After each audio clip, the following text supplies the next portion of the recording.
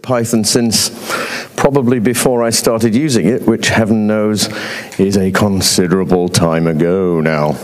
So without further ado, ladies, Raymond Hettinger is going to tell us what's awesome about Python. Raymond. Thank you, Steve. That's awesome. Oh my goodness, there's a lot of you. All right, how many of you enjoyed the lightning talks this morning? Were they awesome? How was PyCon in general so far? Was it awesome? Yeah. You should thank Jesse Noller and all of the volunteers for that. They're doing an amazing job. Awesome. But what's it all about? It's about a language that we claim to be awesome. Let's go ahead and, how do you switch between me and slides? They just do it. What's that? Just ask the all right. team, they will put slides up. Slides! Slides. There we go. Now you can't see like little bits of sour cream that my baby just put there a few minutes ago. Okay, there's my Twitter account, Raymond H. I teach Python through Twitter. I don't tweet when I'm at an airport. I teach you about Python 140 characters at a time. So I hope I pick up a few new followers today. I currently have 4,000 people learning Python through Twitter. So it's an interesting exercise. So tell me about an awesome language. What is awesome in Python? Have you heard of an awesome language? Is Python any good? You like it? Okay. Well, I'm going to tell you a little bit about what my role was in building it for a moment. I've been a core developer for about 12 years. I've made a bunch of the built-in functions that you use, several of the standard modules. I built in a number of the language features. But my last year and a half has just been great. I've had a chance to teach a lot of people Python. And I've got a chance to experience what's awesome about it and what's not. I've got a chance to introduce it to executives. And one of the interesting themes is that people have a hard time telling you what is awesome about the language. They always tell you that they like it, but they don't know exactly why. So that is going to be the subject of this talk. Again, what language do you think is awesome? Python. So I've got a room of believers already, so it ought to be an easy sell. So the context for success of Python, what put it on the map? If Quito had not made it an open source license, you probably would have never heard of Python. It's important for the success of a language to have commercial distributions. We have Active State and InThought and other companies putting commercial distros together. You're not a serious language until you have some commercial support. Zen. Tim Peters' Zen of Python. How many of you read it? You should read it all the time. It will keep you focused as a programmer. Python has Zen. Ruby has Zen. Lots of languages have Zen. C++ does not have Zen. I know, because I was on the C++ standards committee. Are you guys impressed by that? You shouldn't be. I was one of about 20,000 people. My qualifications for joining were saying, I want to join. It was literally designed by a committee, and so individual parts are very good, but they don't necessarily have an underlying Zen that connects them together. Something else that makes Python awesome, this community. C is a wonderful language. It doesn't have the same type of community we've got. All these things are features of a language. Pippi, the Python repository, there's upwards of 30,000 modules that are already made, ready-made solutions for you to download. This is awesome. This is a context for success of the language. And you can't be a great language without a killer app. Ruby's got Ruby on Rails. We've got lots and lots and lots of killer apps. And then thanks to Mark Hammond, we run on Windows. A bunch of you are probably Linux weenies and look down on your Windows brethren, but still most of the computers in the world are running Windows, and it's important that we run there. And then you need to have books on the language. I'm very interested in Go. I have a hard time finding books on Go. But Python has a number of extraordinarily good books to get you started. Any language that has these features has the context for success. Let's take a look at our high-level qualities, though, of Python in general. By the way, why am I going over this with you? Because you guys already know Python, right? But you're often put in a position to defend Python. I heard it was a slow language. I heard it doesn't scale. Isn't Ruby more popular now? Isn't it just a passing fad? How do you convince a management of a company to switch over to Python? So I give some variation of this talk to executives to tell them what it is that makes Python special. And my goal is for you to be able to communicate what makes the language special. So ease of learning. One of the fantastic things is David Beasley teaches a course where at the end of the second day, students are able to write some amazing code. One of his exercises is to go through, oh wow, all I see is just bright lights now. This is interesting. One of his exercises is to take some logs on the web and traverse all of the logs, unzip them, count up all of the hits on web pages and summarize the top 20 hits and rank order them and pretty print the output.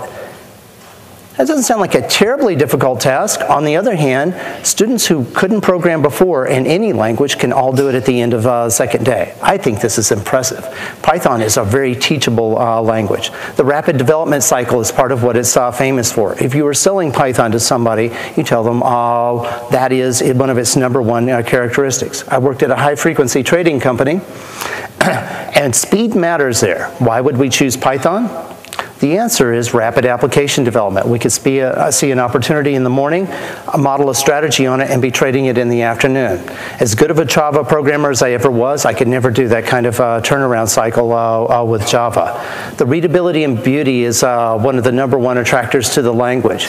The way to think about the significance of the readability and beauty, especially if you're communicating it to somebody else, why would they care if the language is beautiful? That's because Python programmers will stop on the way to work and write some code. They will go home after work and write some code, and they will write code on the weekends. I code in C++ as well. I can tell you I never code C++ on the weekends. It's not fun. It's not beautiful. There's a reason that you want a beautiful language. And it's a batteries included language. There's a phenomenal amount that you can do right out of the box. And lastly, one of the things I love are the protocols. Things like the database API. That was well thought out at the beginning, so if you learn the databases one time, you've learned to work with Postgres, you've learned to work with Oracle and MySQL. All of them have the same interface. These are fantastic high-level qualities of the language. Who thinks it's awesome now? Ah, a bunch of you. So you dig it. Here's a bit of awesomeness. This is a 5-minute problem.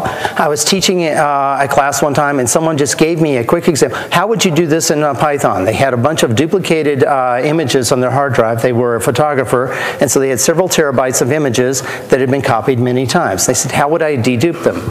And so this is the complete script. It starts with a dictionary, or hash map. We use OS walk to recursively walk through the directories, open each file, compute a checksum of the file, and use that as a dictionary key to identify all the duplicates, and then pretty print the list of duplicates at the end.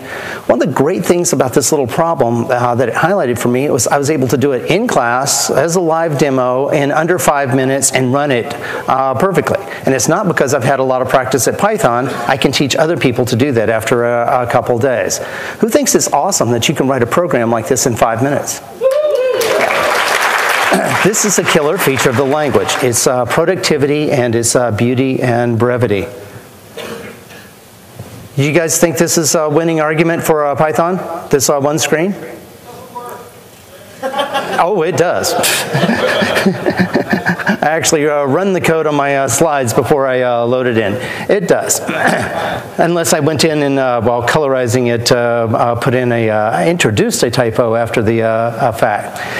So, I think this is an awesome example of Python. There's a problem with it, though. I could present you another slide with about the same code in Perl and about the same code in Ruby with about the same brevity.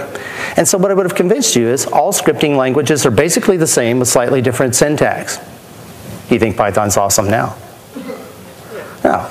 I hear it a lot, especially from executives, people deciding whether or not to use Python. It's just another scripting language, as if the choice between, we will keep one compiled language, we'll have one scripting language, and any scripting language will do. I ask you, are they all the same? No. So what is it that makes your language special?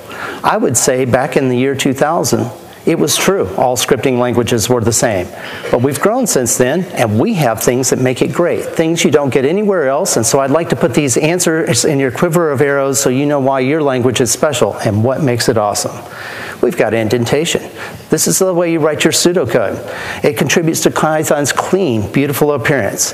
And it was a big, bold move. When Quito did it, nobody was using white space for control flow. So it was an audacious move. And it was proven to be a winning move. Even now, there are people who come to Python and initially react to the white space as if it were not a good idea. Why do you need it? I often give these examples. These are some C examples. The first one prints good morning exactly one time. The cause is the trailing semicolon. Do I blame the semicolon? No, it's not the semicolon's fault. The semicolon, it's its job to close the for loop. What I blame is that tab right there. The tab before the print is the big lie. It's the thing that promises that the print will be inside the for loop. It's the thing that is not actually doing anything. And so the indentation has created an optical illusion. Likewise, in the second set of code, I often ask people, under what circumstances do these various prints work? The important fact is that without the curly braces, it's hard to tell how these match up. The else binds with the most recent if. This is misindented code. It's essential when you're reviewing C to actually run it through a beautifier to re-indent it. Even if your editor indents for you, someone else will mangle it at some point. And so the problem is the visual appearance of the code lies. Does Python ever lie to you with its visual appearance?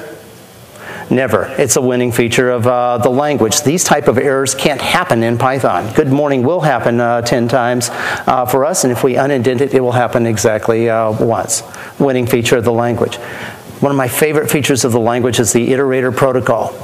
If you pick up the book Design Patterns, you'll learn the iterator protocol can be implemented just about anywhere. There's a design pattern for implementing it in Java and in C++. We've got it too. What's different for us?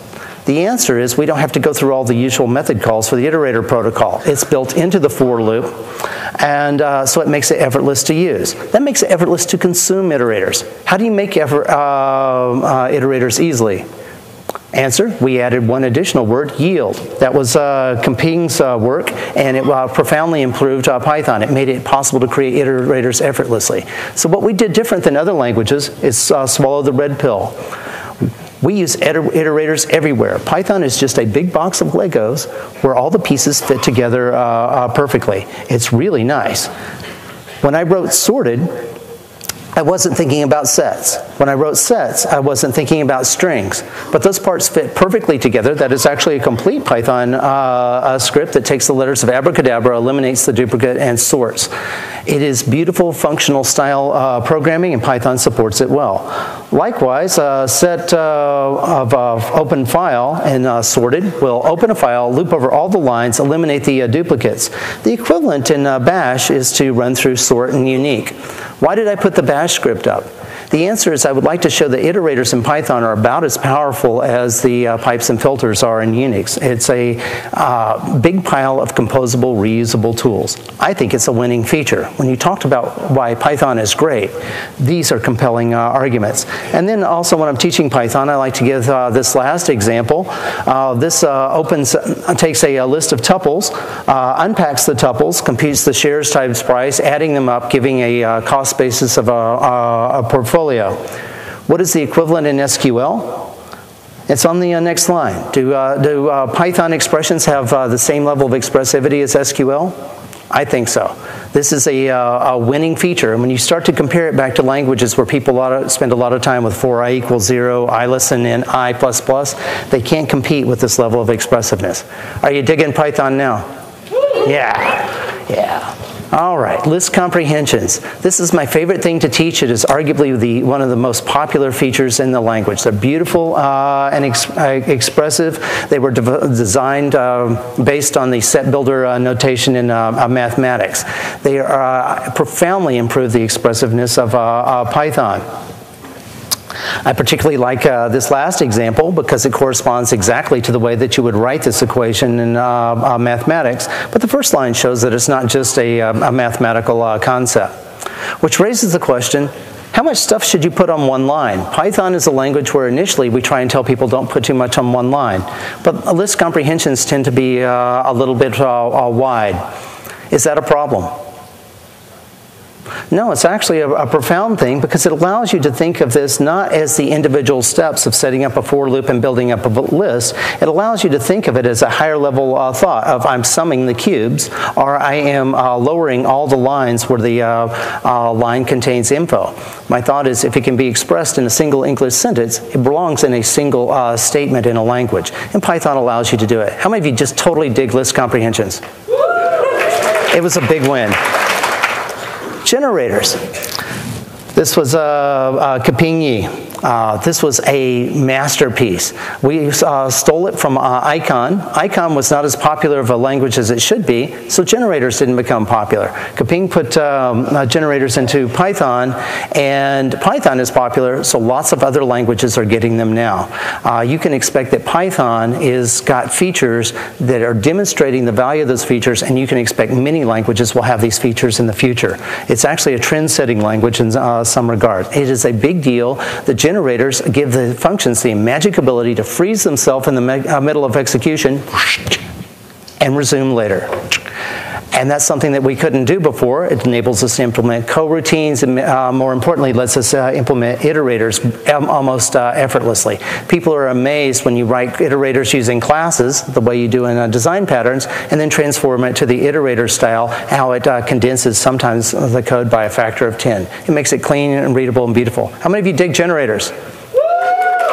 That's cool, because this is advanced technology. This is the technology of the third millennium, not that second millennium stuff back when the year 2000 where all scripting languages are the same. It's something we've got other people don't have.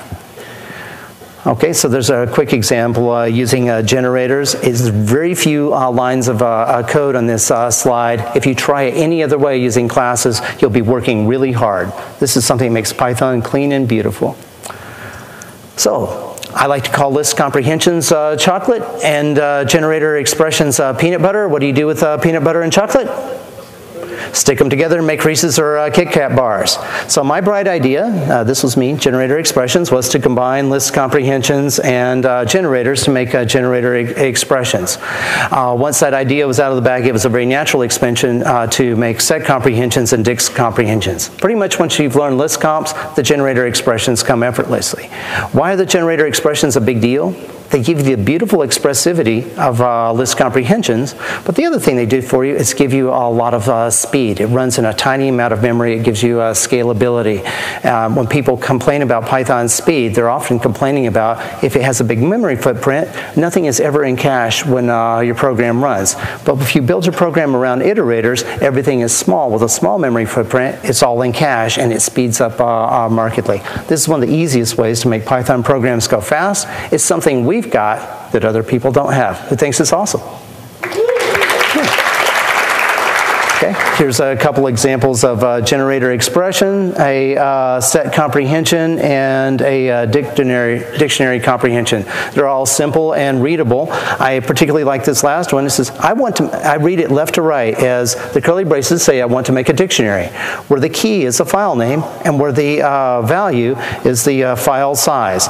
And the source of the files is the current directory. It reads left to right, essentially, like you would say an English sentence. It reads like a spec. I want you to make a dictionary where the key is the file name and the value is the file name, and take all the file names from the current directory. It reads like a spec. This is clean, beautiful Python and a winning feature.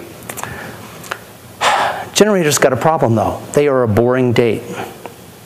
I had a date one time, went and the person talked, and they were very eloquent. But at the end of the day, I hadn't spoken. They couldn't tell you my name. Was that any fun? Generators are like that. All they do is give you data. You can't talk to them. This is a solvable problem. We have generators that accept inputs now, two-way generators. This is advanced technology. Generators in other languages didn't do this before, so it is unique to Python. And it makes it possible to implement wonderful things like coroutines and to tame Twisted's inline deferred.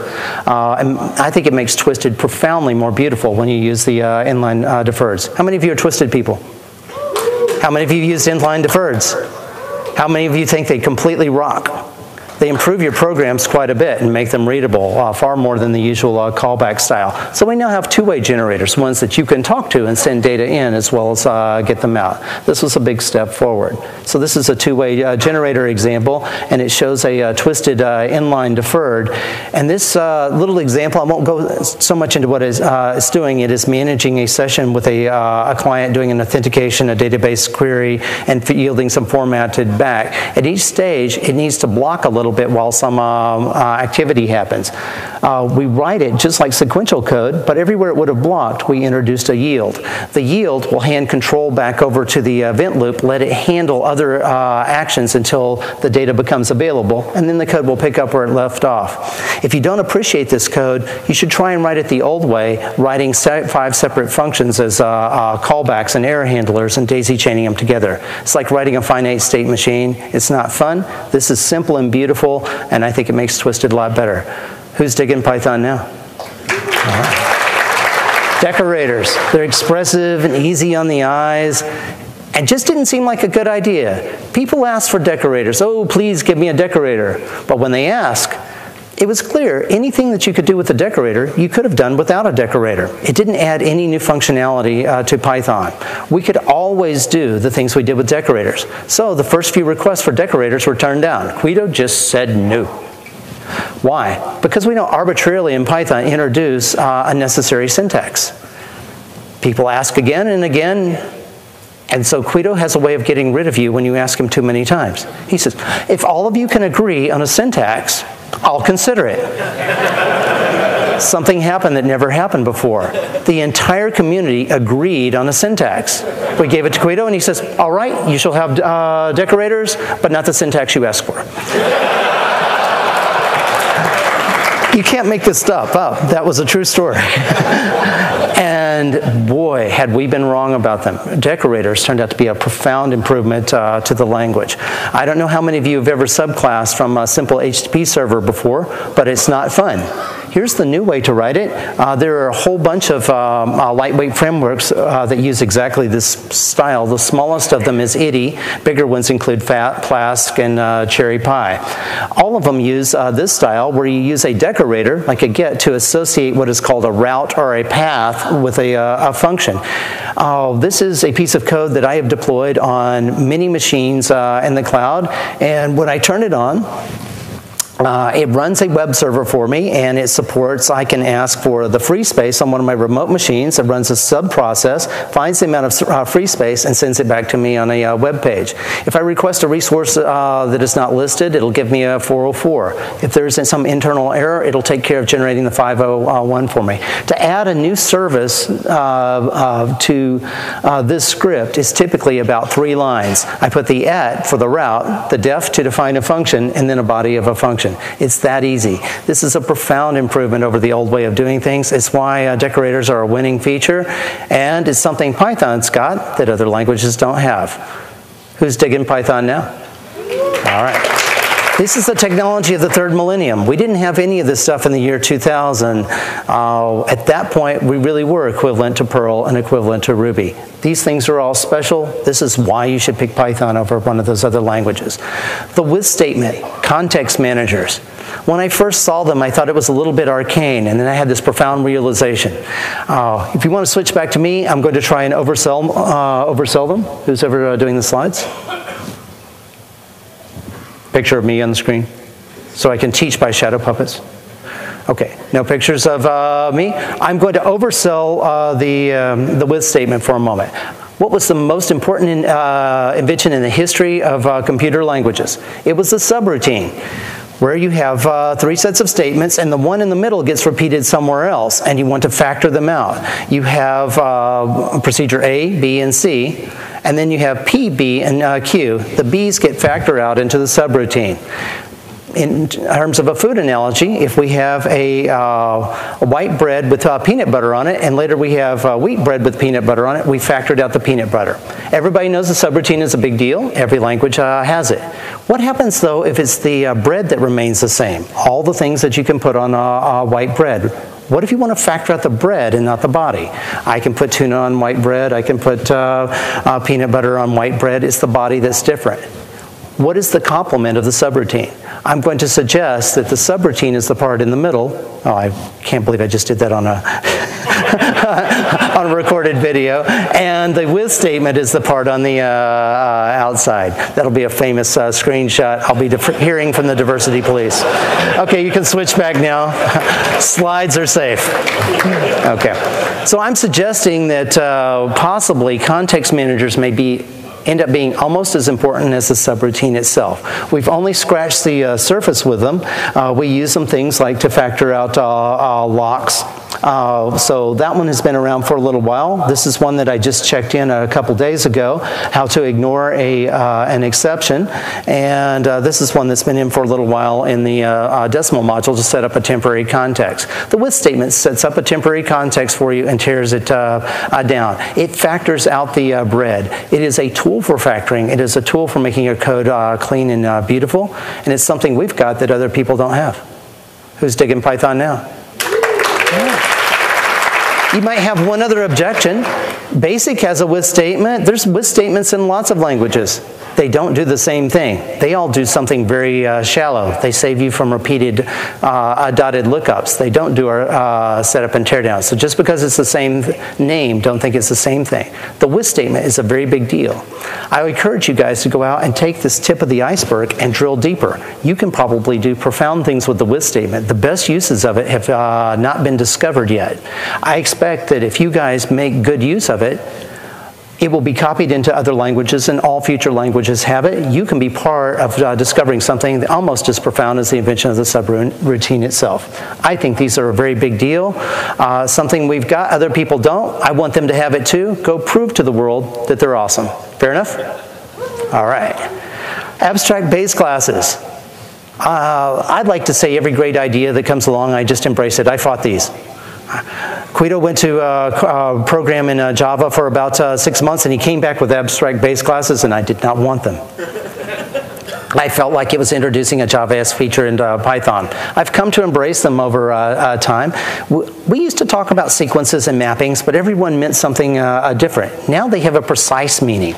It is very well defined what a sequence is and a mapping is. Even if you never use abstract base classes, you're going to get the benefit of them. There's a reason that tuples now have index and count, and we thought they never would, because it's part of the sequence API. It unifies and beautifies the language even if you never use them. The fact that we define these things is important. And then something interesting came out. I'll jump to the bottom part of the slide here. That was the mixing capability. We had that before with the user dict, but now you can have it with many things. The advantage of mixing capabilities, it makes it very easy to write your own dictionaries and sets and to customize Python. This is an amazing tool for code reuse. It lets you factor out reusable parts of your classes and use them in many places. But then there's the weird part. How many of you have heard of duck typing? Who thinks it's awesome? In order to take advantage of that, there's one discipline. Just never use the test is instance. Don't do type checks. Everywhere you did type checks, it precluded you from the ability to do duck typing, and you guys just told me that it was awesome. Anybody puts in type checks is defeating duck typing. Your first 6 months of Python, if they were like me, I put type checks everywhere. My next 6 months, we're taking them all back out. The maturing of a Python programmer is to not use his instance anywhere. So what did Guido do with it? He says, you can use his instance texting again and still get duck typing. How? We get the ability to lie to is instance. I thought this was incredibly weird, but there are some great use cases for it.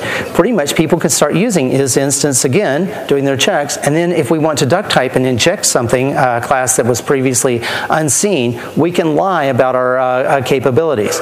So the old duck typing said, if it looks like a duck, walks like a duck, and quacks like a duck, it's a duck. The new duck typing says, well, it said it was a duck, and that's good enough for me. Maybe it says it's a Django pony. So this is something else that is making Python awesome. The abstract base classes give us tight definitions. They also give us another tool for reusing and organizing our code. And they now allow us to reintroduce is instance checking. This was all Guido. Another bit of awesomeness. He does not run out of great ideas. Who thinks Python's awesome now?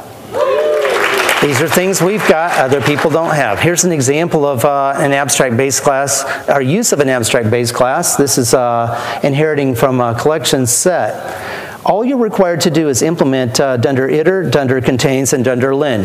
What do you get in return? This is the complete code for implementing a set based on list. It's fantastic. You don't see it in there because we've inherited. This can do a subset test, a superset test, set equality. It provides disjoint. It provides union. It provides intersection. It provides a difference, and it provides symmetric difference. Is that a lot of code reuse? I think so. This saved you from writing 100 lines of code to get to implement a set. How much testing is required to get this code up and running? Very little, because you're inheriting from a class that from an abstract base class that's already been heavily tested. Things like this improve your productivity monumentally. I think abstract bases classes are a big deal. Who digs them now? So the summary of the winning language features, things that we have that other people don't have, compelling reasons to use Python over another scripting language, are the indentation, the iterator protocol. Again, other languages you can do the iterator protocol. What's different for us is we swallowed red pill. Everything that can be an iterator is, everything that consume an iterator does, all the parts fit together perfectly. There's Kaping's generators that were awesome. List comprehensions, and generators that you can have a full conversation with. You can send data into them and pick a data back out. Decorators were something that we thought wasn't a good idea, and we were wrong. They were a profoundly good idea. They are a fantastic tool for code reuse, and the with statement, where I've suggested to you, might be as important as the invention of the subroutine itself. And abstract base class is another tool for code reusability. How many of you think Python is awesome?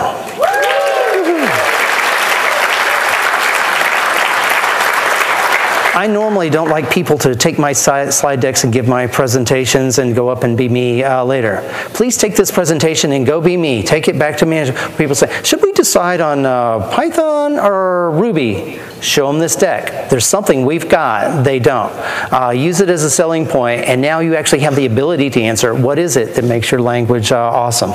We'll switch back to slides just one more, because, as Jesse said, there's one more thing. Somebody said it before Jesse, but I like the way Jesse said it better. What have we got? We've got talent. We have the old superstars. Now, there's a lot of stars in the room. These are the superstars. The superstars are the people who have just blown me away in terms of they're some of the smartest people I've ever met. The names at the top are all the one-namers like Madonna and Sting. There's Guido and Uncle Timmy and Barry and FBot and Kaping and Glyph. People just know who they are just from that part. But there's some other superstars where you have to spell out their whole name.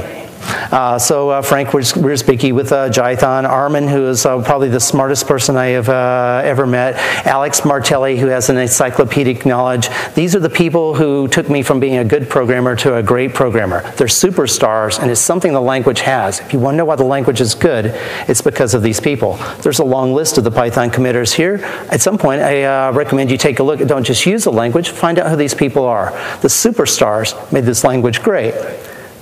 But what's cool is now we have young rising superstars, people who are just blowing me away, who are young and are accomplishing more at early ages than I could have ever imagined.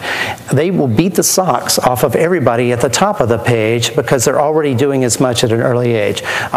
There's more than are listed here, but Benjamin Peterson started as a Python release manager at 15 years old. He's amazing. Jessica McKellar, who was supposed to speak to you this morning and couldn't, is a rising star. She is a phenomenal talent and a community leader. Alex Gaynor, who is also one of the smartest people you ever will ever meet, an important contributor to Django and to PyPy, and now back to CPython itself, and he's becoming a community leader himself. These are your stars. This is something that we have that other people don't. Other languages have 1 or 2 stars. We have a lot of them. And here's some of your superstars. If your name is not on the list, I think you're a star too.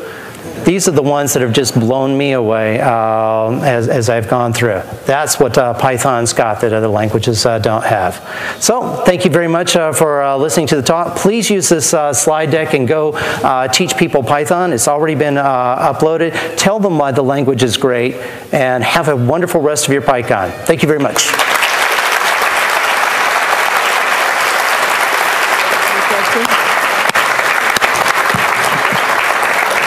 So we do have a couple of minutes if there are questions for Raymond.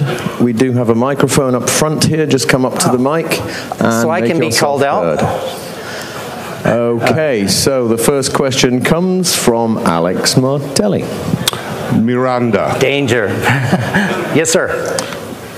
You had a slight mistake there, and the mistake's name is Miranda. It's got nothing to do with your rights when arrested. It's got everything to do with the first language to use white space semantically. Haskell inherited it from Miranda. This is not the first time I've been schooled by Alex Martelli. There was a predecessor for indentation. Guido was not the maverick that we think of. He stole it from Miranda. This is your first Miranda warning. So there you go. $5. Yes, sir. Hi. So I love Python. I've been evangelizing it for 15 years, but I have a question that sometimes people ask me that I don't know a good answer to. Why is len a function and not a method? Why is length a function and not a method? Well, if we were Ruby, we would have made everything a method. And that was a reasonable approach to a problem. Lots and lots of languages had a length function, and people are used to it, and it's very readable, and you're translating code from somewhere else. When you think about problems, you tend to think of it as a function and not a method.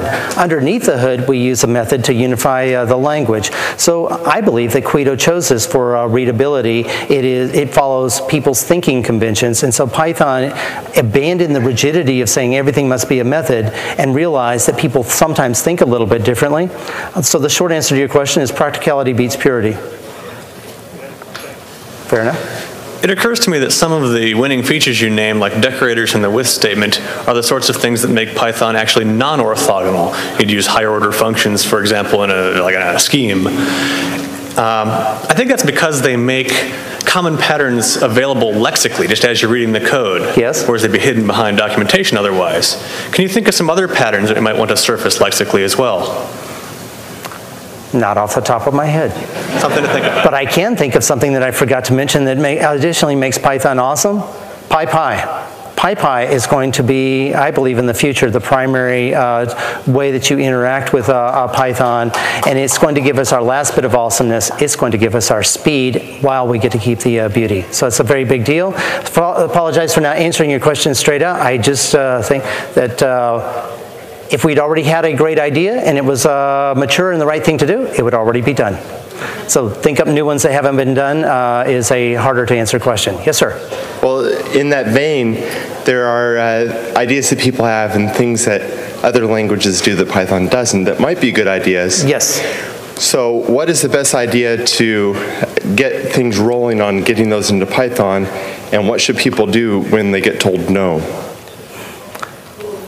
Ooh, good question. If you want to take your favorite feature from another language and inject it in Python and you get told no, what do? Perhaps the no is a good idea. Python is beautiful for a reason, and part of the reason is the things we don't put in. Right now there's a discussion of whether or not to put enums in the language. Enums are very popular in other languages and necessary in those languages and make up for some of their deficiency. I'm of the belief of I've programmed Python for a very long time, every day, and have never needed an enum. That said, a fairly beautiful proposal is on the table, so it has some chance of being in. But for the most part, the language we better off with not sticking more things in. It is already a very beautiful, vibrant language. What it needs more than language features is better and more modern libraries. Our URL libraries, for instance, they really show their age. We're hoping to put requests in Python 3.4, for example, to modernize it. Put your effort in the libraries. Don't join Python and try and your first proposal is to muck up the language and I'm going to take dictionaries and twist them into knots. We've already got nice dictionaries. Go out there and build a Python project. Join an existing Python project and make it awesome. But don't take a mature, beautiful language. Join the developer community and say, hey, my first contribution is going to be to inject a whole bunch of features from Java. Because Java has things that it's really good at that fit its paradigm that don't necessarily make sense in Python. So I would say the number one thing you could do to improve Python is show restraint. That means don't join the Python ideas list. There's no restraint on that list. I'm bagging on them a little bit. It's actually a great place to play and discuss wild ideas, but when they get a little bit too serious, like, hey, we're going to take every random idea we can think of and inject it to the language, it is heart-wrenching to watch some of those threads because you fear that some of them might actually happen. I would just say, show some restraint and try to not destroy the thing that is beautiful before your eyes, because it would be easy to mangle it. Yes, sir?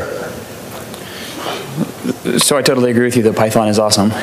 I have the same experience as you in that I teach programmers Python, and I see some places that are not awesome. Yes. And it seems to me that improving the language, we can make it more awesome by adding cool new stuff or by fixing the stuff that sucks. And I just wonder if you would quickly identify for us your perspective on what sucks. What sucks? I actually wanted to give a talk on what sucks, but it's not appropriate for a keynote where you're supposed to cheerlead and go, whoo, Python's the best. Yes, there's some things that suck. I don't like if dunder name equal dunder main. I think it's one of the ugliest pieces of code I've ever seen. If it were up to me, special or magic methods wouldn't be called special or magic. They are just regular methods that happen to have a shortcut for calling them. Dunder add is a normal method, but there's a plus operator that happens to call it for you. So the naming convention just says there's a shortcut. Every time we call them magic, we suggest that they are actually more magical than they actually are. They're quite normal in that regard. One thing that I have wanted over and over again is constants in Python.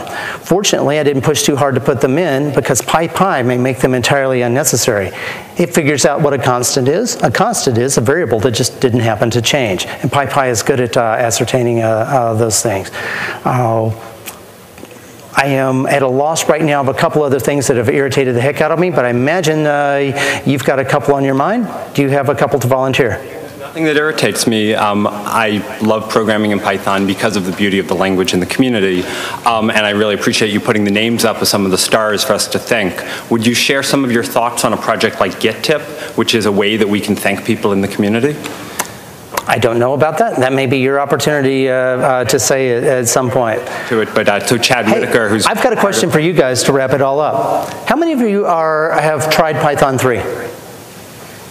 That's great. How many of you use it commercially? So it's still a little bit young. How many of you intend to be using it commercially? How many of you tried PyPy?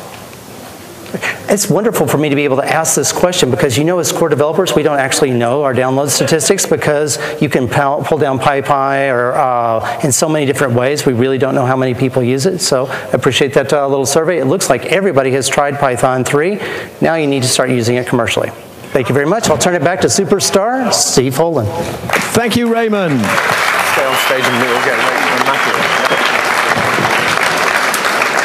So I hope we all feel better about being Python programmers now. So I don't know whether any of you know, Raymond has actually been doing his little bit to maintain and develop the international Python community. And we have his wife Rachel here with the latest member of the Hettinger family, Matthew, wearing the cutest little Python shirt you have ever seen in your life. Raymond, thank you very much indeed. Generation of Python programmers. Hip hip hooray! Hip hip hooray! Is he happy? Thanks very much. We'll take a break and talks will resume after that break. Thank you again. Python since probably before I started using it, which heaven knows is a considerable time ago now. So without further ado, ladies, Raymond Hettinger is going to tell us what's awesome about Python. Raymond. Thank you, Steve. That's awesome. Oh my goodness, there's a lot of you. All right, how many of you enjoyed the lightning talks this morning? Were they awesome? How was PyCon in general so far? Was it awesome? Yeah. You should thank Jesse Noller and all of the volunteers for that. They're doing an amazing job. Awesome. But what's it all about? It's about a language that we claim to be awesome.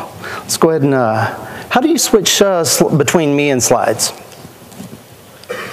Just do it. What's that? Just ask the all right. And they will put slides up. Slides! Slides. There we go. Now you can't see like little bits of sour cream that my baby just put there a few minutes ago. Okay, there's my Twitter account, Raymond H. I teach Python through Twitter. I don't tweet when I'm at an airport. I teach you about Python 140 characters at a time. So I hope I pick up a few new followers today. I currently have 4,000 people learning Python through Twitter. So it's an interesting exercise. So tell me about an awesome language. What is awesome in Python? Have you heard of an awesome language? Is Python any good? You like it? Okay. Well, I'm going to tell you a little bit about what my role was in building it for a moment. I've been a core developer for about 12 years. I've made a bunch of the built-in functions that you use, several of the standard modules. I built in a number of the language features. But my last year and a half has just been great. I've had a chance to teach a lot of people Python. And I've got a chance to experience what's awesome about it and what's not. I've got a chance to introduce it to executives. And one of the interesting themes is that people have a hard time telling you what is awesome about the language. They always tell you that they like it, but they don't know exactly why. So that is going to be the subject of this talk. Again, what language do you think is awesome? Python. So I've got a room of believers already, so it ought to be an easy sell. So the context for success of Python, what put it on the map? If Keynote had not made it an open source license, you probably would have never heard of Python.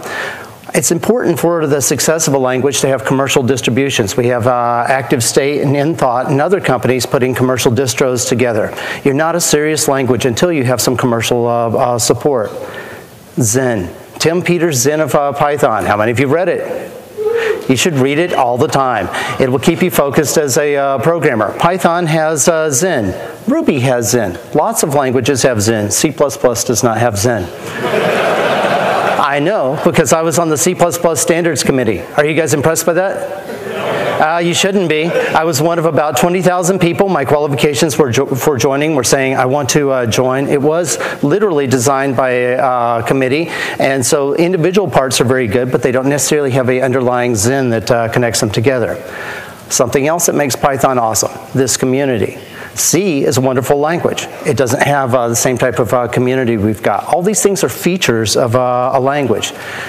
Pippi, the Python repository, there's upwards of 30,000 modules that are already made, ready-made solutions for you to download. This is awesome. This is a context for success of the language.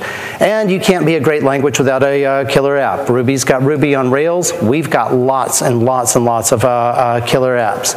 And then thanks to Mark Hammond, we run on Windows. A bunch of you are probably Linux weenies and look down on your Windows brethren, but still most of the computers in the world are running Windows, and it's important that we run there.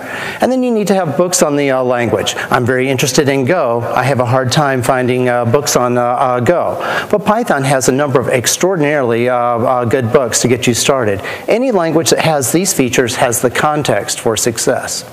Let's take a look at our high-level qualities, though, of Python in general. By the way, why am I going over this with you? Because you guys already know Python, right? But you're often put in a position to defend Python. I heard it was a slow language. I heard it doesn't scale. Isn't Ruby more popular now? Isn't it just a passing fad? How do you convince a management of a company to switch over to Python? So I give some variation of this talk to executives to tell them what it is that makes Python special. And my goal is for you to be able to communicate what makes the language special. So ease of learning. One of the fantastic things is David Beasley teaches a course where at the end of the second day, students are able to write some amazing code. One of his exercises is to go through, oh wow, all I see is just bright lights now. This is interesting. One of his exercises is to take some logs on the web and traverse all of the logs, unzip them, count up all of the hits on web pages and summarize the top 20 hits and rank order them and pretty print the output. That doesn't sound like a